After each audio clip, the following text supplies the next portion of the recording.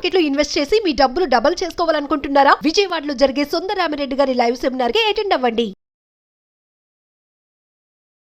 నమస్తే, welcome back to Suman TV. నేను మీ సంజయ్. ఈరోజు మనతో పాటు ఉన్నారు motivational speaker and emotional wellness coach హరిత అక్కల గారు. మ్యామ్తో మాట్లాడి కొన్ని విషయాలు తెలుసుకుందాం. నమస్తే మ్యామ్. నమస్తే సంజయ్. మ్యామ్, నేను సంథింగ్ రిలేషన్ అంటే ఒక పార్టీస్లో కానీ ఇంట్లో ఫ్యామిలీ ఫంక్షన్స్లో కానీ ఇలాంటి పదాలు విన్నాను నేను. వీడు అచ్చం వాళ్ళ తండ్రిలాగా చేస్తున్నాడు, వాళ్ళ నాన్నలాగే చేస్తున్నాడు రా, అచ్చం వాళ్ళ నాన్న పొలికలు వచ్చినాయి, అచ్చం వాళ్ళ నాన్నలాగే నడుస్తున్నాడు, వాళ్ళ నాన్నగారిలాగే మాట్లాడుతున్నాడు, వాళ్ళ నాన్నగారిలాగే కోప్పడుతున్నాడు, ఇలాంటి పోలికలన్నీ చెప్తుంటారు. వీడికి మేనమామల పోలికలు వచ్చాయి, వాళ్ళ అమ్మ పోలికలు వచ్చాయి, వాళ్ళ తాతయ్య పోలికలు వచ్చాయి, వాళ్ళ తాతయ్యలాగే కోల్పడుతున్నాడు, ఇలా రకరకాలుగా. అలాగే ఈ పోలికలు అనేవి ఎలా వర్ణిస్తారో అలా కోపాన్ని కూడా వర్ణిస్తారు. భయం కూడా ఇలాగే జన్యుపరంగా వస్తుందంటారా? తండ్రికి ఉంటే పిల్లవాడికి, తాతయ్యకి ఉంటే పిల్లవాడికి, మనవాడికి ఇలా వస్తాయంటారా? నిజంగా జన్యుపరంగా భయం కూడా జనరేషనల్లీ మారుతూ మారుతూ మారుతూ పిల్లలకు కూడా వస్తుంది అంటారా? దీన్ని మా భాషలో జనరేషనల్ ట్రామా అంటాం సంజయ్. ఓకే, జనరేషనల్ ట్రామా అంటాం అంటే మనం పిల్లలు పుట్టంగానే ఏ ఇంట్లో అయినా సరే వీడికి నా ముక్కు వచ్చిందా నీ ముక్కు వచ్చిందా ఇలా చూసుకుంటారు. ఎస్ నో, మన అమ్మమ్మలు తాతలు అందరు పక్కన వచ్చేసి వీడి ముక్కు ఇలా ఉంది, దీని మూతి ఇలా ఉంది, దీని కలర్ ఇలా ఉంది, పోలిక, తాత పోలిక, వేళ్ళు చూడు పెద్దగా ఉన్నాయి, పొడుగ్గా అవుతాడు, తాత పోలిక. ఎందుకు చెప్తున్నాము వాడుక భాషలోని? వాళ్ళ పోలికలు ఫిజికల్ ఫీచర్సే తెచ్చుకోము, డిఎన్ఏ ద్వారా వాళ్ళ భయాలు కూడా మనం తెచ్చుకుంటాం, వాళ్ళ జబ్బులు కూడా తెచ్చుకుంటాం. అయ్యా జబ్బులు అనేవి ఎగ్జాక్ట్లీ అంటే అది ఏంటంటే నిజంగా ఒంట్లో వచ్చేవి.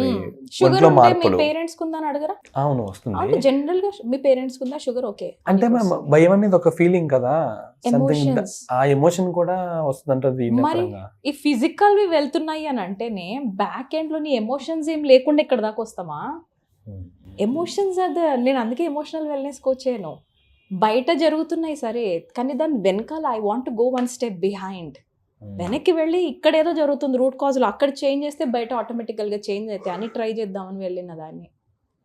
Emotions we trust me we carry forward అంటే మన తాతల ముత్తాతలవి మనం ఖచ్చితంగా ముందుకు తీసుకెళ్తూ ఉంటాం. అయితే ఫేట్ ప్రకారంగా కొన్ని అన్ని 100% వాళ్ళవే ఉండవు. It's a mixture. ఓకే, ట్విన్స్లో కూడా చూడండి, ఒక్కొక్కసారి ఒకరు కొంచెం పొడుగా, ఒకరు కొంచెం పొట్టిగా, ఎగ్జాక్ట్గా సేమ్ అయితే ఉండకపోవచ్చు. ఒకరు తల్లి పొలుగులు ఎక్కువ ఉండొచ్చు, లేకపోతే ఒకరు తండ్రిది, లేకపోతే అలవాట్లు అన్నా చేంజ్ అయి ఉంటాయి, లేకపోతే టైప్స్ ఆఫ్ ఫ్రెండ్స్ డిఫరెంట్ ఉంటారు, వాళ్ళు ఎంచుకునే విధానం డిఫరెంట్ ఉంటుంది. Right, at the end of the day soul కూడా పార్టిసిపేట్ చేస్తుంది and your brain is also there. రెండిటి combination is life Sanjay. Right, complete spiritual persons only soul గురించి మాట్లాడతారు. ఓన్లీ సోల్ గురించి మాట్లాడితే your brain is there here. నీ neuroscience కూడా ఉంది. ఎవ్రీడే నీ జీన్స్ వర్క్ చేస్తున్నాయి, ఎవ్రీడే కొత్త ఇన్ఫర్మేషన్ వెళ్తుంది, నీ న్యూరల్ పార్ట్స్ ఫామ్ అవుతున్నాయి. నువ్వు ఆ లెవెల్ నుంచి మళ్ళీ నీ బిలీఫ్ సిస్టమ్స్ దాకా వెళ్ళి చెక్ చేసుకుంటూ ఉంటాం, ఇది కరెక్టా, ఇది కరెక్ట్ అనాలిసిస్ చేస్తాము. విల్ కన్ఫర్మ్ సంథింగ్, అచ్చా నేను అనుకుంది రాంగ్, ఇది కరెక్టా, and it happens every single day. Right, so brain కూడా కరెక్టే అండ్ సోల్ కూడా కరెక్టే. సోల్కి బాడీ లేకుండా ఏం చేయలేదు, బాడీ సోల్ లేకుండా ఏం చేయలేదు. Our life is a combination. Right, ఇప్పుడు అంటే నేను జనరల్గా చెప్తున్నాను so that we'll understand the generational trauma. Soul వేరే బర్త్ నుంచి వేరే బర్త్కి వస్తూ ఉంటుంది, వేరే బాడీలోంచి వేరే బాడీ చేంజ్ అవుతూ ఉంటుంది. Right, it only chooses. Bodies మాత్రం వాట్ హ్యాపెన్స్ ఈస్ మనం పెరిగే కొద్దీ మన పేరెంట్స్ బాడీస్లోంచి డిఎన్ఏనే షేర్ చేసుకుంటాం. వీ ఆల్ నో దిస్ కదా, XXXY ఇవన్నీ ఉంటాయి కదా, మేల్ ఫీమేల్ క్రోమోజోమ్స్ ఇవన్నీ ఉంటాయి. సో మనం పుట్టిన తర్వాత మాత్రం ఆ క్రోమోజోమ్స్ పెరిగే కొద్దీ మన డిఎన్ఏ ఆల్మోస్ట్ నాన్న అమ్మ లాగానే మనం డివైడ్ చేసుకుంటాం, మన నాన్న అమ్మ వాళ్ళలాగానే. దీనిపైన 2 ఎక్స్పెరిమెంట్స్ చేశారు సంజయ్. నాకు చాలా ఇష్టం, అవి చూస్తే కూడా చాలా ఎగ్జైటింగ్ అనిపిస్తుంది. ఒకసారి 1960s అనుకుంటా, 1960s ఒక జర్మన్ సైంటిస్ట్ ఏం చేశాడంటే 2 ర్యాట్స్, ఓకేనా, 2 ర్యాట్స్ని ఒక ఇట్లా బోన్లో వేసేసి దానిపైన ఎక్స్పెరిమెంట్ చేశాడు. ఏంటి అంటే వాటికి చెరీ బ్లాజమ్స్ అంటే తెలుసు కదా, చెరీ బ్లాజమ్ అంటే ఒక పింక్ కలర్ ఫ్లవర్స్ మంచి స్మెల్ వస్తుంది. ఆ చెరీ బ్లాజమ్ స్మెల్ చూపించాడు. చూపించిన వెంటనే ఎలక్ట్రిక్ షాక్, అంటే మరీ చచ్చిపోయింది కదా, లిటిల్ ఎలక్ట్రిఫికేషన్. ఆ పువ్వు స్మెల్ చూడటము, వెంటనే షాక్ ఇవ్వటం, స్మెల్ షాక్. ఇంతవరకే నేను ఇన్ని రోజులు చదివాను, బట్ ఈ రోజు ఇంకొంచెం డీప్గా స్టడీ చేస్తే ఏం తెలిసిందంటే ఆ ర్యాట్స్ ఏవైతే ఉన్నాయో కొత్త న్యూరల్ పార్ట్స్ బ్రెయిన్లో డిఫైన్ చేసుకున్నాయట. ఏంటి అంటే చెరీ బ్లాజమ్ స్మెల్ వస్తే నేను భయపడాలి, లేదా జాగ్రత్త చెరీ బ్లాజమ్ డేంజర్. ఆ న్యూరల్ పాత్ నెక్స్ట్ జనరేషన్ ఓకేనా, గ్రేట్ చిల్డ్రన్ దాకా వెళ్ళిపోయారు. 6 generations తర్వాత మళ్ళీ అసలు వాటి లైఫ్లో ఎక్కడ కూడా వాటి చెరీ బ్లాజమ్స్ అంటే ఏంటో కూడా తెలియదు ర్యాట్స్కి. బట్ వాటికి ఆ ర్యాట్ స్మెల్ చూపించారు చెరీ బ్లాజమ్స్. ఆ rats because they share the DNA, అవి తెలియకుండానే ఆ షాక్ ఇవ్వకుండానే because of their neural parts, because of their DNA shock అవ్వడం మొదలుపెట్టినట్టు, భయపడడం మొదలుపెట్టినట్టు. This is how it works. ఏంటి ర్యాట్స్లోనే 6 generations ఉంటే మనలో ఇంకెలా ఉంటుంది? సో నెక్స్ట్ లెవెల్కి వెళ్ళాలి అనుకున్నారు study. They have finalised here. ఏంటి అంటే of course we carry generational trauma. మన ఫాదర్స్ ఏమన్నా భయాలు ఏమన్నా వాళ్ళకి ఏదైతే ఉన్నాయో మనం కూడా అంతే ధైర్యంగా ఉండటం, మనం కూడా అంతే భయాలు తెచ్చుకోవడం చేస్తాం. And this is confirm from this experiment. Next లెవెల్లో చేయాలనుకున్నారు. Okay, it's about the emotional bonding. దాని ప్రభావం ఎలా ఉంటుంది, మనం నిజంగానే జనరేషనల్ ట్రామాని బ్రేక్ చేయొచ్చా? Exactly right. మరి సొల్యూషన్ కావాలి కదా. భయపడుతున్నాము అయిపోయింది అని అంటే మన ఫేట్ ఇంకా already decided by our 4 fathers. So then made an experiment again.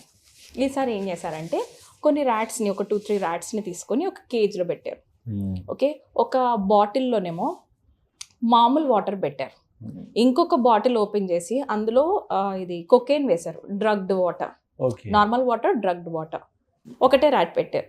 So ఇది ఈ వాటర్ కాకుండా డ్రగ్డ్ వాటర్కి అడిక్ట్ అయ్యి డైలీ డ్రగ్డ్ ఉన్న వాటరే తాగి విదిన్ డేస్ చనిపోయింది అది. ఓకే, దాన్ని చూపిస్తారు కూడా, మీరు కావాలంటే నెట్లో బ్రౌజ్ చేయొచ్చు. సో ఈ ర్యాట్ ఎప్పుడైతే చనిపోయిందో, ఓకే అంటే సరే next level of experiment. Okay, ఈసారి ఏం చేశారు, 2-3 ర్యాట్స్ అండ్ ర్యాట్ పార్క్ అని పేరు పెట్టారు. ర్యాట్ పార్క్, వాటి కేజీ కొంచెం ఇంకొంచెం స్పేషియస్గా తయారు చేసి వాటికి కొంచెం ఆడుకోవడానికి రెడ్ కలర్ బాల్స్ వేసి డిఫరెంట్ టన్నల్స్ క్రియేట్ చేసి so that they can jump and play in that అనమాట. కొంచెం మంచి ప్లే ఏరియా తయారు చేశారు. ఈసారి ఒకటే ర్యాట్ కాకుండా 2-3 ర్యాట్స్ పడేశారు అందులో. ఓకే, ఫుడ్ కూడా ఉండింది, వాటి ఫేవరెట్ చీజ్ ఉండింది.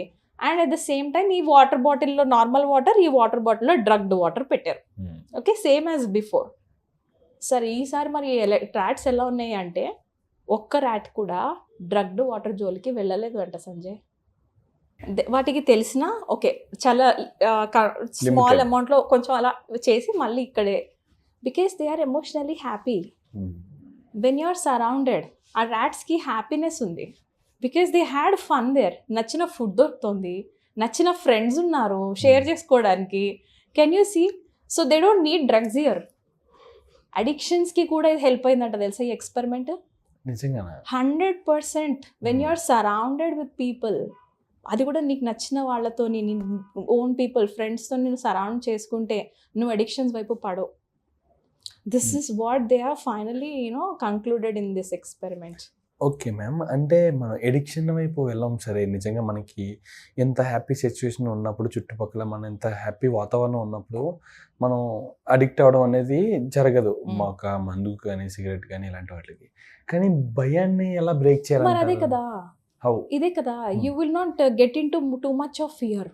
నువ్వు ఇంత భయంలో ఎందుకుంటావు when you surround yourself with good people. మనకు అందరికీ చూస్ చేసుకునే ఛాన్స్ ఉంటుంది కదా మన ఫ్రెండ్స్ని. Go for like minded people. No, నీ పక్కనే ఉండి నీకు చేత కాదు, నీ వల్ల కాదు, మీ అయ్య కూడా ఇట్ట చేసిండు, మీ తాత కూడా ఇట్ట చేసిండు, నా జీవితం నరకం అయిపోయింది, ఈ వర్డ్స్ ఎందుకు వినాలి మనం? వదిలేండి మనుషులను నేను అనట్లేదు, but surround your self towards good people. మీతో మంచి లైక్ మైండెడ్ పీపుల్, మిమ్మల్ని ఇన్స్పైరింగ్గా ఉండే పీపుల్ చుట్టుపక్కల వెళ్ళండి. It is proved psychologically, neuro scientists have proved we are on an average of 5 persons we are surrounded with. మన చుట్టుపక్కల ఉన్న 5 persons యావరేజ్ తీసే మన పర్సనాలిటీ మనం ఏంటో చెప్పేయచ్చు అంట. We can still fight with that generational trauma. ఆ ఫియర్ ఆంటీ వస్తుంది కదా, హలో ఆంటీ ఇది 6th generation 8th generation, నువ్వు పో ఆంటీ, ఇప్పుడు ప్రపంచం మారింది, నేను మారినా, అన్నీ మారినాయి, we will go ahead. You can talk to your emotion. నేను ఫస్ట్ ఎమోషనల్ వెల్నెస్ కోచ్ ఏమంటారంటే అనవసరమైన భయాల్ని ఎక్కువ తీసుకొని ఇక్కడ లైఫ్ని మిస్ అవ్వద్దు. భయాల్ని ఏదో ఒకట్లా చిన్నగా డీల్ చేసి, నేనైతే ఫన్నీగా దానికి పేరు పెడతాను, హలో ఫియర్ ఆంటీ వచ్చినావా ఆంటీ, నేను ఇంకా టిఫిన్ కూడా తినలే అప్పుడే వచ్చేస్తావా ఆంటీ, అయ్యో ఈరోజు ఇటు అవుతుందేమో, మంచిగా అవుతుంది ఆంటీ, ఒకరోజు ఏడ్చిన అంటే రోజు ఏడవను నేను, ఓకే, ఆ రోజు ఆ వీక్ ఏదో జరిగింది, that doesn't matter aunty, today it can be fine. నీకు ఎట్లా తెలుసు ఈరోజు బ్యాడ్ జరుగుతుంది అని aunty? Oh no, I don't know. So you please go, నేను ఇంటర్వ్యూ అయినాక నీతో మాట్లాడతా, bye aunty, fear aunty, job. Make it funny.